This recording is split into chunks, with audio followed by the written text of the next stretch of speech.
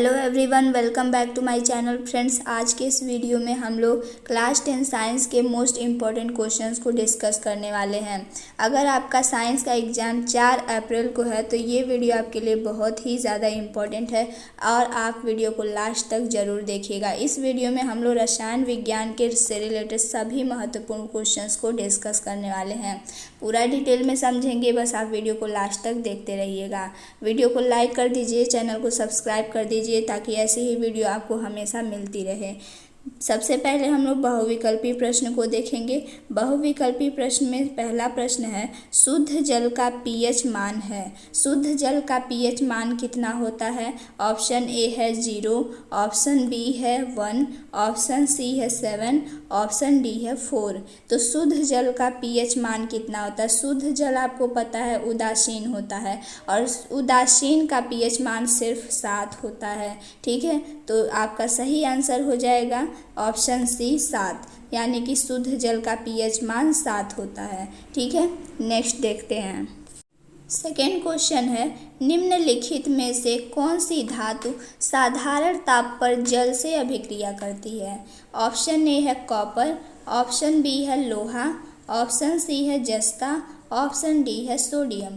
तो निम्नलिखित में से कौन सी धातु है जो साधारण ताप पर जल से अभिक्रिया करती है? तो इसका सही आंसर होगा ऑप्शन डी सोडियम। निम्नलिखित में से कौन सी धातु साधारण ताप पर जल से अभिक्रिया करती है? वो है सोडियम। सोडियम है ना, ये सोडियम धातु साधारण ताप पर जल से अभिक्रिया करती है। ठीक है, तो आई होप आपको समझ में आ गया होगा। नेक्स्ट देखते हैं। थर्ड क्वेश्चन है, धावन सोडा का रासायनिक सूत्र है।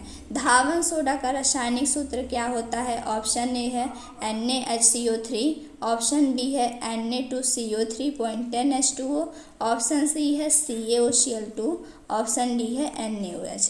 तो इसमें से कौन सा करेक्ट आंसर होगा? धावन सोडा का रासायनिक सूत्र क्या होता है? इसका सही आंसर होगा Na2CO3.10H2O। Correct answer B, option B हो जाएगा। ठीक है, धावन सोडा का रासायनिक सूत्र होता है Na2CO3.10H2O।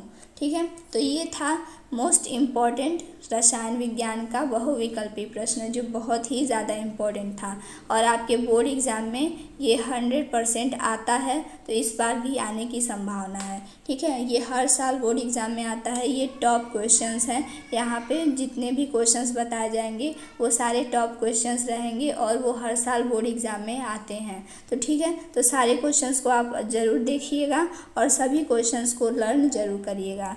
नेक्स्ट देखते हैं। अब हम देखेंगे अति लघुत्तरीय और दीर्घोत्तरीय टाइप के क्वेश्चंस जो आपके बोर्ड एग्जाम में 2 नंबर और 7 नंबर में पूछे जाते हैं। तो चलिए स्टार्ट करते हैं। सबसे पहला क्वेश्चन है, फॉर्मेल्डिहाइड और एसिटिक अम्ल का IUPAC नाम एवं रासायनिक सूत्र लिखिए। फॉर्मेल्डिहाइड और एसिटिक अम्ल का आपको IUPAC नाम लिखना है और रासायनिक सूत्र लिखना है। ठीक है, इधर आप देखिए आंसर में IUPAC नाम लिखा है और इधर रासायनिक सूत्र। फॉर्मेल्डिहाइड का IUPAC नाम होता है मेथेनल और इसका रासायनिक सूत्र होता है HCHO। ठीक है, और एसिटिक अम्ल का IUPAC नाम होता है एथेनोइक अम्ल और इसका रासायनिक सूत्र होता है CH3COOH।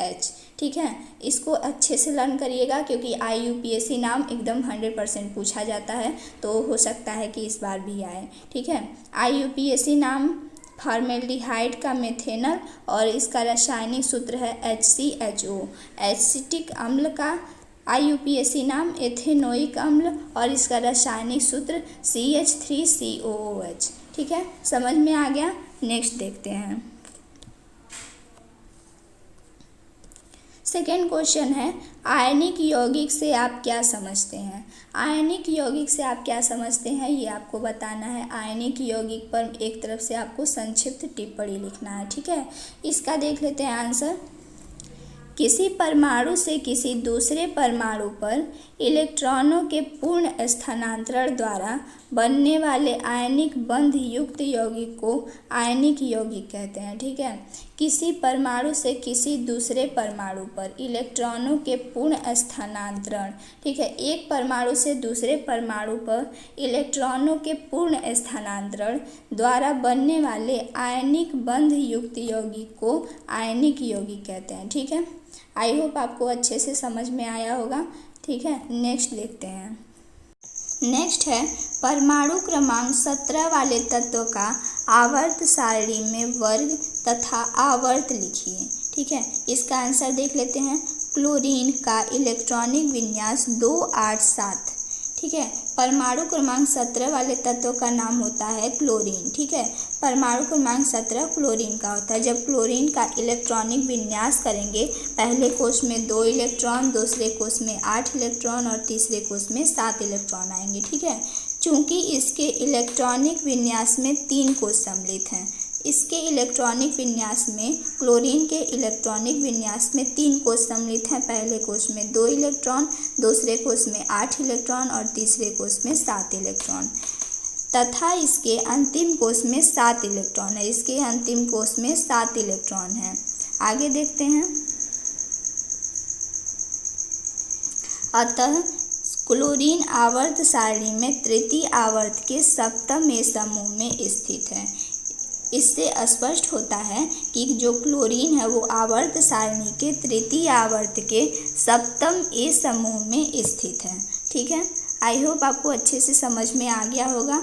अब हम देखते हैं नेक्स्ट क्वेश्चन। फ्रेंड्स, अगर वीडियो पसंद आ रही होगी, अगर सब कुछ अच्छे से समझ में आ रहा होगा तो प्लीज़ वीडियो को लाइक कर दीजिए और चैनल को सब्सक्राइब कर दीजिएगा और अपने फ्रेंड्स के साथ वीडियो को शेयर कर दीजिएगा।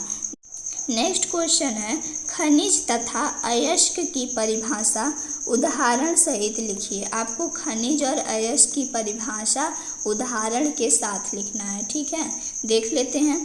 सबसे पहले खनिज की परिभाषा। प्रकृति में पृथ्वी के अंदर धातुएं तथा उनके यौगिक जिस रूप में पाए जाते हैं उनको खनिज कहते हैं। ठीक है, खनिज की परिभाषा है ये। प्रकृति में पृथ्वी के अंदर धातुएं तथा उनके यौगिक जिस रूप में पाए जाते हैं उनको खनिज कहते हैं। उदाहरण है इसका, खनिज का उदाहरण है लोहा, कोयला आदि। खनिज का उदाहरण होता है लोहा, कोयला आदि। ठीक है, अब अयस्क देख लेते हैं। जिस खनिज से किसी धातु को प्रचुर मात्रा में कम व्यय पर आसानी से प्राप्त किया जा सके उस खनिज को उस विशिष्ट धातु का अयस्क कहते हैं। ठीक है, अयस्क समझ में आ गया। जिस खनिज से किसी धातु को प्रचुर मात्रा में कम व्यय पर आसानी से प्राप्त किया जा सके उस खनिज को उस विशिष्ट धातु का अयस्क कहते हैं। अयस्क का उदाहरण है एल्युमिनियम, बॉक्साइट आदि। ठीक है, अयस्क का उदाहरण है एल्युमिनियम, बॉक्साइट आदि। खनिज का उदाहरण था लोहा और कोयला आदि और अयस्क का उदाहरण है एल्युमिनियम, बॉक्साइट आदि। ठीक है, तो आई होप आपको ये क्वेश्चन अच्छे से समझ में आ गया होगा और सारे क्वेश्चंस अच्छे से समझ में आ रहे होंगे। नेक्स्ट क्वेश्चन देखते हैं। नेक्स्ट क्वेश्चन है, मेंडलीफ का आवर्त नियम तथा आधुनिक आवर्त नियम लिखिए। मेंडलीफ का आवर्त नियम और आधुनिक आवर्त नियम दोनों को आपको लिखना है। ठीक है, आंसर देख लेते हैं। मेंडलीफ का आवर्त नियम। सबसे पहले मेंडलीफ का आवर्त नियम देखते हैं। तत्वों के भौतिक तथा रासायनिक गुण उनके परमाणु भारों के आवर्ती फलन होते हैं।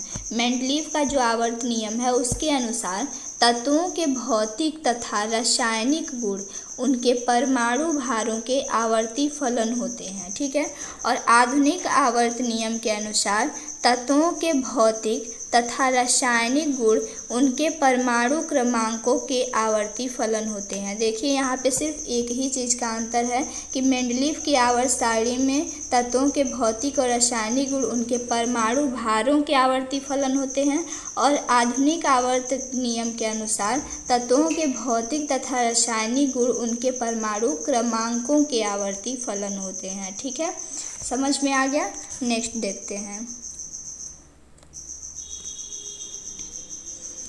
नेक्स्ट है निम्नलिखित पर संक्षिप्त टिप्पणी लिखिए। ये क्वेश्चन बहुत ही ज़्यादा इम्पोर्टेंट है, तो इसको ध्यान से देखिएगा। निम्नलिखित पर संक्षिप्त टिप्पणी लिखिए। पहला है संतृप्त तथा असंतृप्त कार्बनिक यौगिक और दूसरा है सजातीय श्रेणी।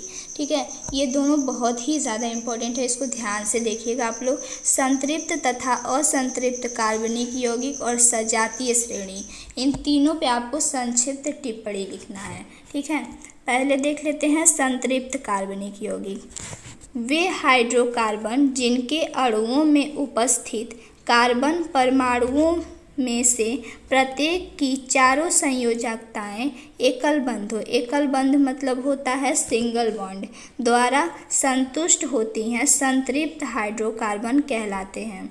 मतलब कि वे हाइड्रोकार्बन जिनके अणुओं में उपस्थित कार्बन परमाणुओं में से प्रत्येक की चारों संयोजकताएं, जो चारों संयोजकताएं होती हैं वो सिर्फ सिंगल बॉन्ड द्वारा संतुष्ट होती हैं, संतृप्त हाइड्रोकार्बन कहलाते हैं। ठीक है, समझ में आ गया। नेक्स्ट देखते हैं असंतृप्त कार्बनिक यौगिक। असंतृप्त कार्बनिक यौगिक में ऐसे हाइड्रोकार्बन जिनके अणुओं में उपस्थित कार्बन परमाणुओं के आपस में एक एक संयोजकता बंध बनाने के बाद कार्बन परमाणुओं की शेष संयोजकताओं को पूर्णतया संतुष्ट करने हेतु हाइड्रोजन परमाणु उपलब्ध नहीं होते हैं और अणु में उपस्थित दो कार्बन परमाणुओं को आपस में द्विबंध या त्रिआबंध बनाना पड़ता है, असंतृप्त हाइड्रोकार्बन कहलाते हैं। ठीक है, इसका पूर्ण मतलब यही हुआ कि संतृप्त यौगिक में, जो संतृप्त यौगिक होता था उसमें एकल बंध यानी सिंगल बॉन्ड होते थे और असंतृप्त कार्बनिक यौगिक में डबल बॉन्ड या ट्रिपल बॉन्ड होता है। ठीक है, समझ में आ गया। नेक्स्ट देखते हैं। नेक्स्ट था सजातीय श्रेणी। सजातीय श्रेणी पर हमको संक्षिप्त टिप्पणी लिखना था। देख लेते हैं। कार्बनिक यौगिक का वह वर्ग या श्रेणी, ठीक है, कार्बनिक यौगिक का वह वर्ग या श्रेणी जिसके प्रत्येक सदस्य में समान क्रियात्मक समूह पाया जाता है। ठीक है, कार्बनिक यौगिक का वह वर्ग या श्रेणी जिसके प्रत्येक सदस्य में समान क्रियात्मक समूह पाया जाता है सजातीय श्रेणी कहलाता है। ठीक है, आई होप क्वेश्चन समझ में आया होगा ये वाला। ठीक है, सजातीय श्रेणी किसे कहते हैं? तो कार्बनिक यौगिक का वह वर्ग या श्रेणी जिसके प्रत्येक सदस्य में समान क्रियात्मक समूह पाया जाता है सजातीय श्रेणी कहलाता है। ठीक है, अब हम नेक्स्ट देखते हैं। नेक्स्ट क्वेश्चन है दीर्घाकार आवर्त सारणी की प्रमुख विशेषताएं लिखिए। दीर्घाकार आवर्त सारणी की जो प्रमुख विशेषताएं हैं उसको लिखना है आपको। ये क्वेश्चन बहुत ही ज़्यादा इम्पोर्टेंट है। ये दीर्घ उत्तरीय प्रश्न का क्वेश्चन है और ये 7 नंबर में आपके बोर्ड एग्जाम में पूछा जाएगा, तो इसको 100% एकदम अच्छे से तैयार करके जाइएगा। ठीक है, पहला है यह सारणी तत्वों के अधिक मौलिक गुण पर आधारित है। दीर्घाकार आवर्त सारणी तत्वों के अधिक मौलिक गुण पर आधारित है। ठीक है, ये पहला विशेषता हो गया कि यह सारणी तत्वों के अधिक मौलिक गुण पर आधारित है। दूसरा विशेषता है इसमें तत्वों की स्थिति का सीधा संबंध उसके परमाणुओं के इलेक्ट्रॉनिक विन्यास से है। दीर्घाकार आवर्त सारणी में तत्वों की स्थिति का सीधा संबंध उसके परमाणुओं के इलेक्ट्रॉनिक विन्यास से है, अतः एक अति आदर्श प्रबंध है। यह एक अति आदर्श प्रबंध है। ये हो गया दूसरा विशेषता कि इसमें तत्वों की स्थिति का सीधा संबंध उसके परमाणुओं के इलेक्ट्रॉनिक विन्यास से है, अतः यह एक अति आदर्श प्रबंध है। थर्ड विशेषता है इससे तत्वों के रासायनिक गुणों में समानता, भिन्नता तथा अन्य क्रमिक परिवर्तनों का स्वयं ही आभास हो जाता है। दीर्घाकार आवर्त सारणी से तत्वों के रासायनिक गुणों में समानता और भिन्नता तथा अन्य क्रमिक परिवर्तनों का स्वयं ही आभास हो जाता है। ठीक है, नेक्स्ट देखते हैं। चौथा है इस आवर्त सारणी को याद करना सरल है। जो दीर्घाकार आवर्त सारणी है उसको याद करना बहुत ही सरल है।